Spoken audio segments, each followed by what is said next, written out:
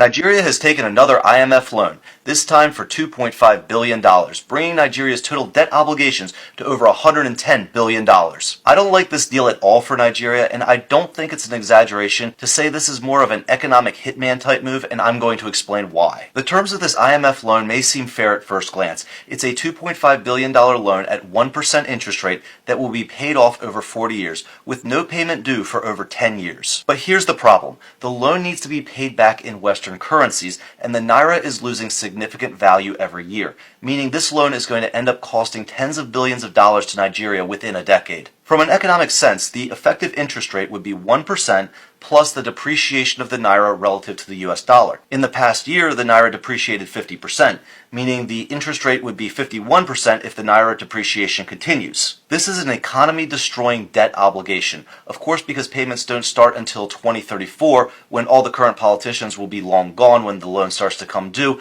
I can understand why this was a tempting loan to take. But let's say the naira depreciation is only 10% per year, which is very generous. Even in this best-case scenario, that means by 2034, the principal in this loan will effectively grow from $2.5 billion to $7 billion. The payments will then be the equivalent of $1 billion a year and continue for 30 years. So for $2.5 billion today, Nigeria is agreeing to pay the Western banks $30 billion under a 10% inflation rate. But even the loan itself comes with other concessions that should worry Nigerians.